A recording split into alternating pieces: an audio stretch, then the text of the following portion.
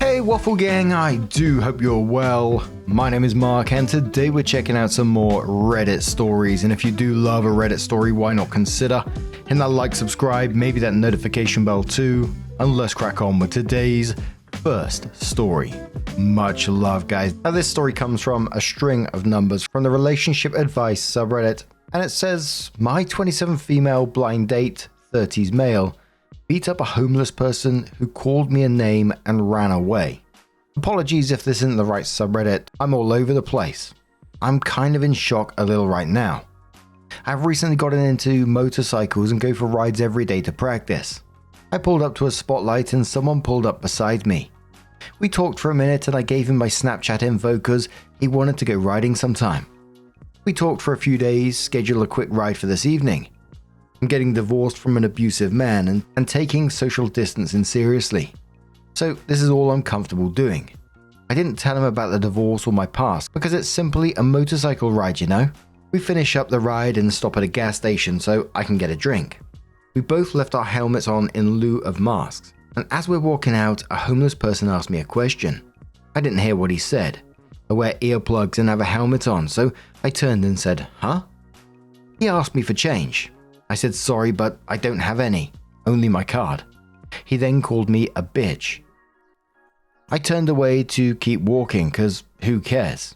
I'm not bothered, it's not even an issue. We walk a few steps and then my date turns around. He kicks the guy in the chest, punches him in the face 3 times, spits on him, and turns to me and says, "Let's get out of here," and runs over to his bike. What the fuck? I went over to the homeless guy and he's leaned over. I don't know what to do, so I call 911 and request an ambulance for an assault and give them the address. My date at this point has took off. I'm currently inside a Starbucks. I was too shaken up to ride my motorcycle all the way home. I don't know this guy's last name or phone number. All I know is his Snapchat name. So I call the police and talk to them. That's absolutely an assault and this guy should be charged with something. Absolutely disgusting and vile. Calling me a bitch is no reason to potentially permanently injure or kill someone. I'm re-triggered because of the abuse I recently left. I'm a mess.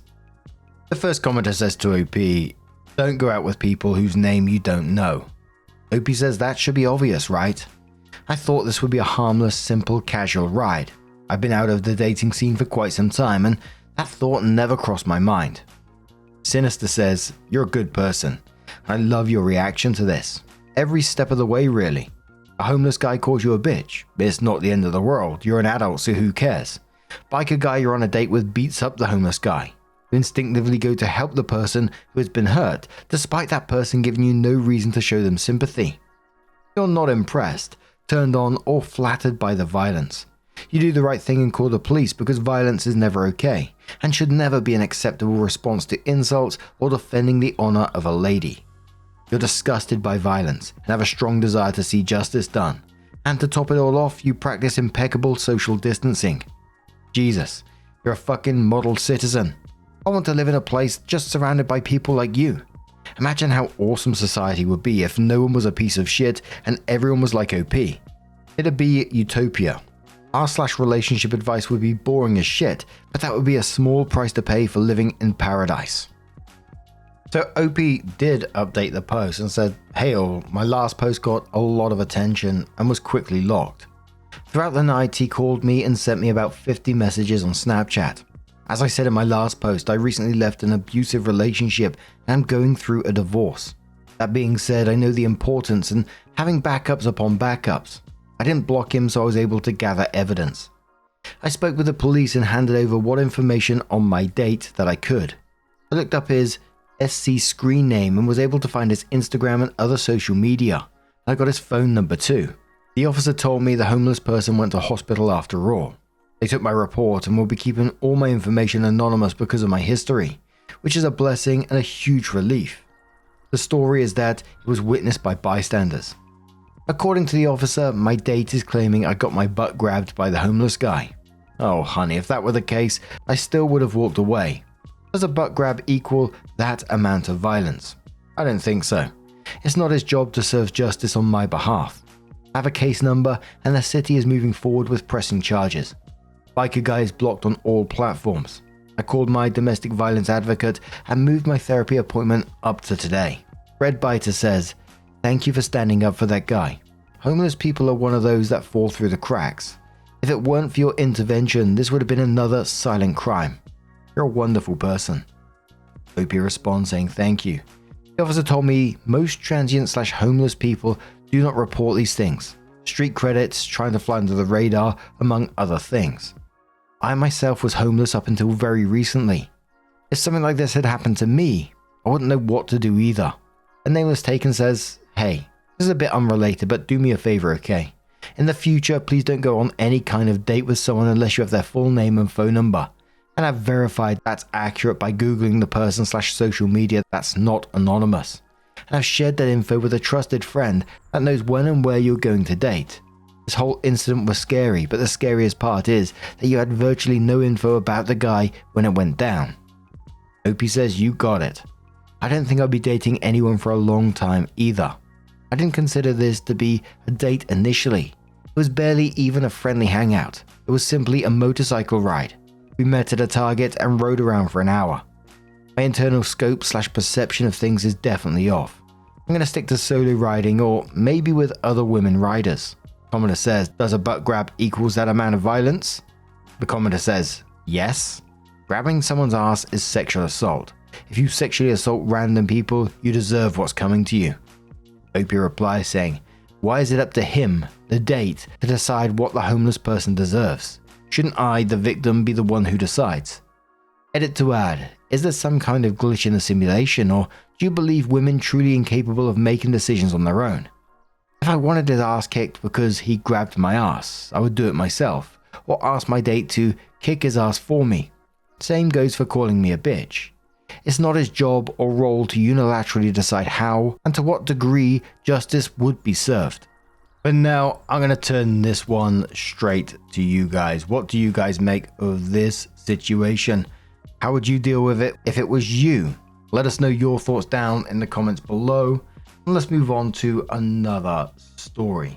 Now, before we do get into this next story, I do want to give you a warning. It does contain domestic violence, so if you do want to skip the story, please feel free to do so. Timestamps are always down in the description and along the timeline below. Thank you. This one is from a throwaway account titled, "My 24 female, husband 26 male, left me passed out on the floor while sick, and then got mad at me the next morning. I see him different now. We've been married for a few years and have a baby. We had relationship issues after the baby, but I thought we had resolved them, and he promised he'd be better and all that. He did get better. He did his share around the house, and house chores aren't a big issue because he just does what needs to be done without complaint or comment. But something at the back of my head felt off. I never really explored the nagging feeling, but now I realize that he never showed me any extra care. In fact, he gets upset or easily frustrated with me if I cause any extra inconvenience.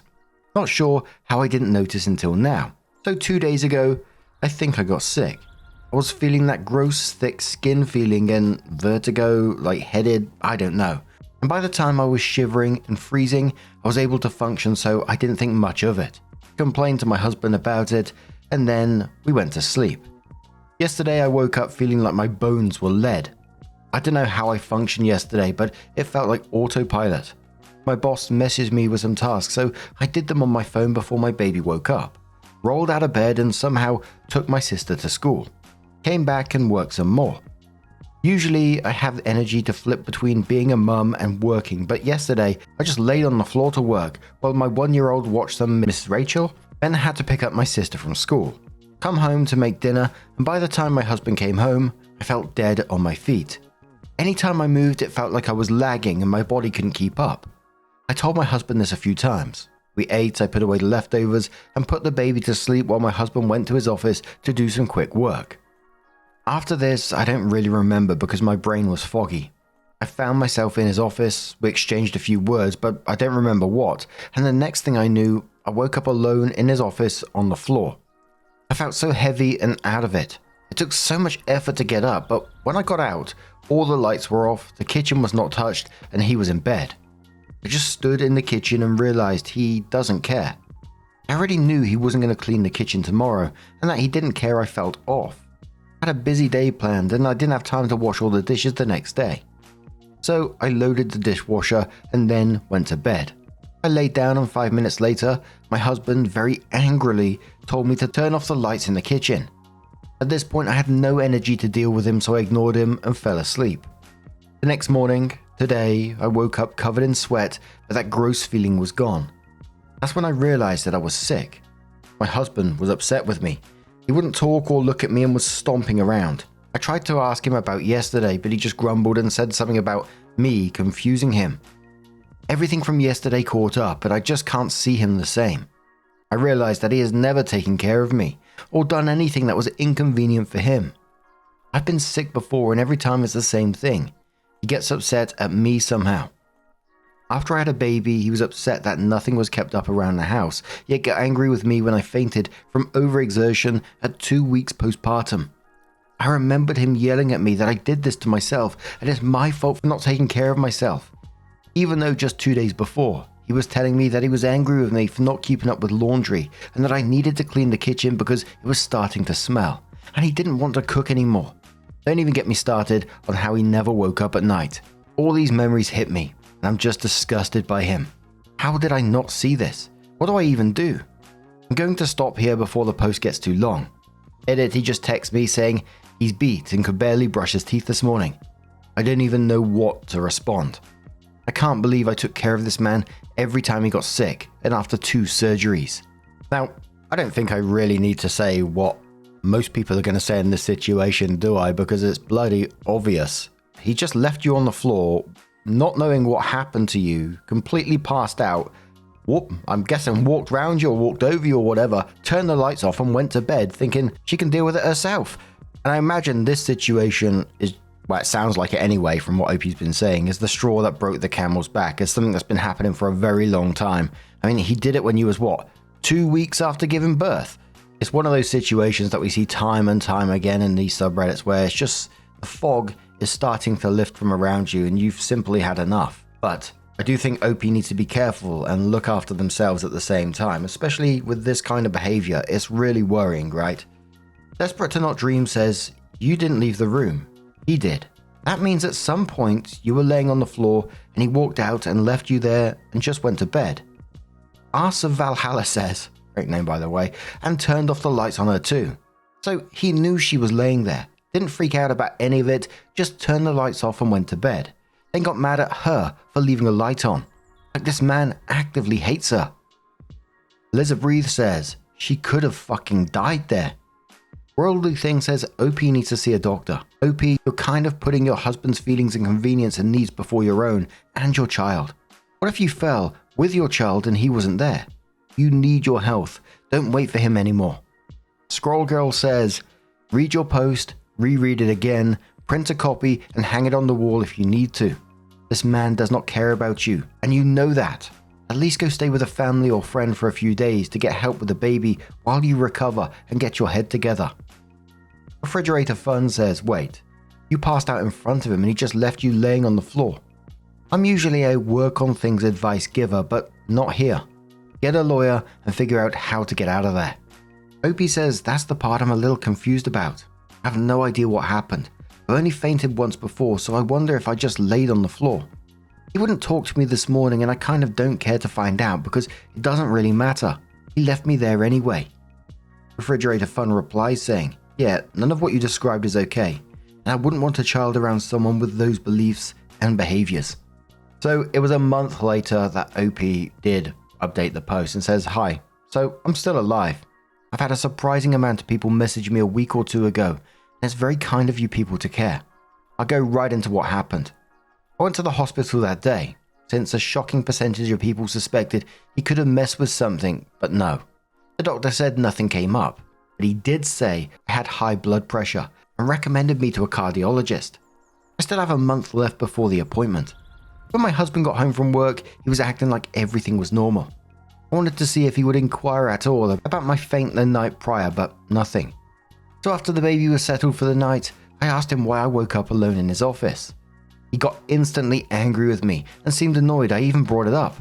He said that I was acting confusing, and what was he supposed to do? I should have told him what I wanted him to do.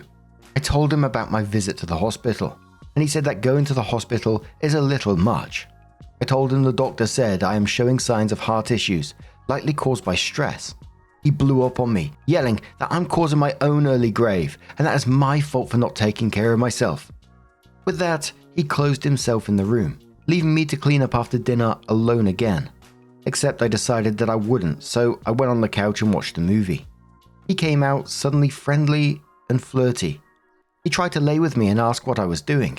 He kept trying to act cute. When I wasn't showing much response to it, he got angry and stormed off, locking me out of the bedroom. The next morning, I woke up to him slamming around the kitchen and cussing about how I couldn't even properly clean the kitchen. I just went to the bedroom and went back to sleep. If you can call it that, because he kept doing things to keep me awake. He complained later that day about how he was so hungry because I didn't make him breakfast or lunch. I gave myself a break day. I didn't work, didn't focus on the house. I was just a mum and spent time with our baby. I went to the park, to the library, to my in-laws. I tried to talk to her about the heart thing, and she responded with, "Poor husband's name. He's probably going to stress about this." That's when I realized I couldn't do this anymore. I got pizza for dinner and got home right after my husband. He was not happy, and it was different this time. I tried to ignore his obvious tension. He cleaned the kitchen very loudly and was muttering under his breath. I washed up our daughter and put her to bed, trying not to feel anxious. When I came out, he started talking very aggressively about how I've been letting myself get lazy, and he won't take my lack of effort. Our relationship is a two-way street, he said. I started yelling back about how I cook, clean, manage his child, and work at the same time, so how is it that I'm the one that's lazy when he keeps expecting me to do more things too? Things escalated, and he started throwing dishes at me. When he ran out of things to throw, he strangled me. Then he left the house and I called the police. My baby was woken up. The neighbors were there because they heard yelling and glass breaking. It was chaos. When he came back, he tried to say I did everything. Even the bruises around my neck were self-inflicted apparently. I'm still trying to process everything.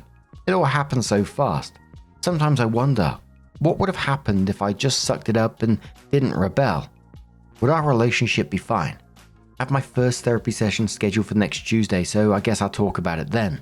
My husband is at his mum's now. I'm at my grandmother's for now and have almost all of my stuff out of our apartment. We have a temporary restraining order. Official hearing is tomorrow morning. I'm scared if I'm honest. I haven't seen him since that night. My daughter keeps asking me where dad is and I don't know what to tell her. There's my update. I feel so numb to it all. I can probably type much more that happened, but it already feels so long. Plus, I don't want to cry again. Edits, I reread this all, and I sound like a big whiny baby. Oh my goodness, I'm sorry. I promise I don't sound like this in person. I also wanted to add a thought. I don't know if I would have called the police and all if I hadn't posted before. Honestly don't know. This is the most scariest thing he's done to me, but he's done plenty of other things before. When I originally posted, it was more of a vent post. All your caring, kind thoughts moved me. It gave me the little push I needed. I only have my little sister and my grandmother. I can't tell my grandmother any of these details because she's too frail and sensitive. My dad was an alcoholic and died while under the influence. My mum left us after that for a guy in Russia. I don't know how she's doing, but she used to treat us very poorly, so I don't really care. Point is, thank you. The responses here are too kind and I don't even know what to say. Ink Heart Tower says, hey, I normally don't actually comment on these things too much, but as a literal therapist, I'm begging you to go through with the official court hearing tomorrow and leave this man. I've counseled countless women who convinced themselves that it wasn't that bad for one reason or another. It was that bad. That man could have killed you and had no problem throwing various things at you intending to cause harm. I know this is difficult and you likely feel terrified at the idea of what comes next. But whatever comes next without him is infinitely better than whatever comes next if you stay with him. I can nearly guarantee that. Both and your child deserve better. Good luck. Calm Chameleon says, as a psychologist, I'm thirding this. This man is extremely dangerous and he already tried to kill you once. Please don't go anywhere near him to give him the opportunity to try again. You are not a whiner or complainer. You weren't verbalizing your trauma and completely justified. It's also completely normal to feel numb and disassociate after such a trauma. Lean on your family and any other positive supports. Stick with therapy and request to file charges against this guy. Reach out to a local domestic violence support agency and request an advocate. I wish you all the best. Professional Kiwi says, I'm not a psychologist, but I've survived an abusive relationship. Please listen to them, OP. Imagine someone were treating your child like this, or a close friend. This is not okay. It's scary, but trust me, it gets better. I walked out with what I could carry in a paper grocery bags and only saw him again in court. My life is awesome, and I'm so grateful for the second chance. And one more comment from Puzzle-Headed Pie, who says, I hope you see this. My sister was in the same situation 3 years ago. The death anniversary is in a few weeks. Please leave. They don't change. Oh, gee, bloody whiz. That is an absolutely heartbreaking one, and I really do hope that OP listens to those comments and acts accordingly, because, and just to say to OP, you are not a whiny baby. You were strangled by someone, had things thrown at you from someone who was supposed to love you. You're a survivor of domestic violence who got herself out of that situation with her daughter to safety. That's not being a whiny baby. It's incredibly strong to actually take that first step, and I really hope that you do continue down that path and get away from that person. The way OP was describing his behavior from, sweet and flirty to then instantly, getting up and slamming the doors and stuff, is absolutely terrifying behavior. And what the fuck was mother-in-law's response in this? Poor husband, when you mentioned potential heart problems from the stress that motherfucker's causing. But once again, I really hope that OP continues to stay out of that situation, because absolutely terrifying. But what do you guys make of this situation? Let us know your thoughts down in the comments below. And just a huge thank you for being here today, getting involved in the stories, your love, your support, your time. It always means the world to me. So thank you so much, and hopefully I'll see you in the next one. Take care and much love.